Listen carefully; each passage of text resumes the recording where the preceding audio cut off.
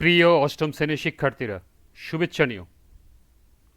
আজকে আমি তোমাদের বাংলা বইয়ের চতুর্থ অধ্যায় শব্দ বুঝি বাক্য লিখি এর চতুর্থ পরিচ্ছেদ থেকে ৯৬ পৃষ্ঠার কাজ সমাধান করে দেব। প্রথমে তোমাদের বলবো, যারা আমার চ্যানেলটি সাবস্ক্রাইব করো নাই তারা আমার চ্যানেলটি সাবস্ক্রাইব করবে এবং আমার সাথে থাকবে। তাহলে চলো আমরা ক্লাস শুরু করি। চতুর্থ পরিচ্ছেদ, সমচ্চারিত বিভিন্ন শব্দ। এর প্রথম কাজটি দেখো, শব্দের মিল অমিল খুঁজি। নিচের বাক্যগুলোতে দাগ দেওয়া শব্দগুলোর মধ্যে কী ধরনের মিল বা অমিল আছে উল্লেখ করো। এখানে 5টি বাক্য দেওয়া আছে। প্রথমটি আছে, অন্য মানুষের অন্য চিন্তায় তার ঘুম হয় না। এখানে অন্য এবং অন্য দুটি আন্ডারলাইন করা আছে। দ্বিতীয় বাক্য, আশা করছি শীঘ্রই তাদের আশা হবে। এখানেও দুটি আশা নিচে আন্ডারলাইন করা আছে। কোন সালে শাল গাছগুলো লাগানো হয়েছে জানি না। এখানে শাল, এখানেও শাল, দুটি আন্ডারলাইন করা আছে। পরের বাক্য, স্বাদ হলো তরকারির স্বাদ চেখে দেখি। স্বাদ এবং তরকারির স্বাদ, দুটি স্বাদের নিচে আন্ডারলাইন করা আছে। সর্বশেষ বাক্য, লক্ষ লক্ষ টাকা আয় করা কি কারোর জীবনের লক্ষ্য হতে পারে। এখানেও লক্ষ্য, এখানেও লক্ষ্য। এখন এই আন্ডারলাইন করা শব্দগুলোর মধ্যে কি কি মিল এবং অমিল আছে তা তোমাদের উল্লেখ করতে হবে।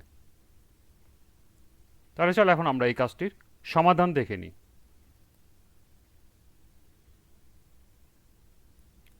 প্রথম বাক্য, অন্য মানুষের অন্য চিন্তায় তার ঘুম হয় না।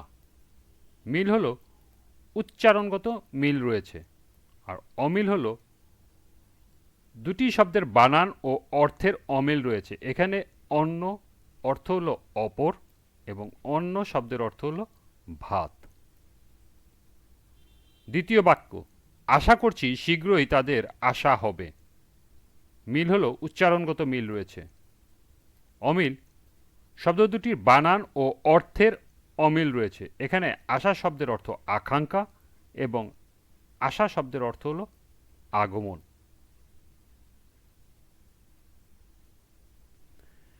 তৃতীয় বাক্য, কোন সালে শাল গাছগুলো লাগানো হয়েছে জানি না। মিল হলো উচ্চারণগত মিল। অমিল হলো শব্দ দুটির বানান ও অর্থের অমিল রয়েছে। এখানে শাল অর্থ হলো বছর, আর শাল অর্থ গাছের নাম, শাল গাছ। চতুর্থ বাক্য, স্বাদ হলো তরকারির স্বাদ চেখে দেখি।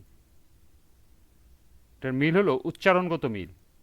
অমিল হলো শব্দ দুটির বানান ও অর্থের অমিল রয়েছে। এখানে স্বাদ অর্থ ইচ্ছা এবং স্বাদ অর্থ খাবারের গুণগত মান। সর্বশেষ বাক্য, লক্ষ লক্ষ টাকা আয় করা কি কারোর জীবনের লক্ষ্য হতে পারে। এখানে মিল হলো উচ্চারণগত মিল, আর অমিল হলো শব্দ দুটির বানান ও অর্থের অমিল রয়েছে। এখানে লক্ষ্য শব্দের অর্থ সংখ্যা, আর লক্ষ্য শব্দের অর্থ হলো উদ্দেশ্য। তাহলে এই ছিল শব্দের মিল অমিল খুঁজি কাজের সমাধান। সমচ্চরিত বিভিন্ন শব্দ। বাংলা ভাষায় এমন কিছু শব্দ আছে যেগুলো উচ্চারণ এক অথবা প্রায় এক, কিন্তু অর্থ ভিন্ন। এগুলোকে সমচ্চারিত ভিন্ন শব্দ বলে।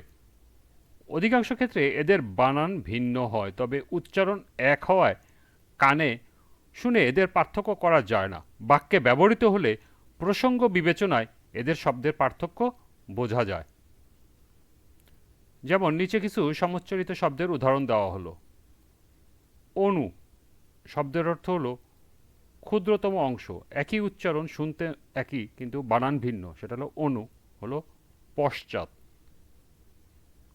অন্ত অর্থাৎ শেষ, আর অন্ত এটা হলো ভিতর। অন্য মানে হলো ভাত, অন্য মানে হলো অপর। এরকম এখানে অনেকগুলো উদাহরণ দেওয়া আছে, এগুলো তোমরা বাসায় পড়ে নিও।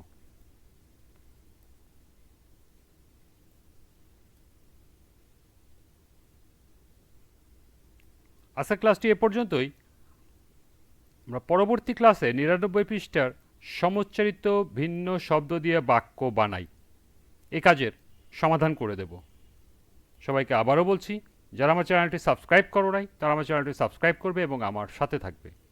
সবাইকে আবারও শুভেচ্ছা জানিয়ে আজকের মতো আমি এখানেই বিদায় নিচ্ছি। আল্লাহ হাফেজ।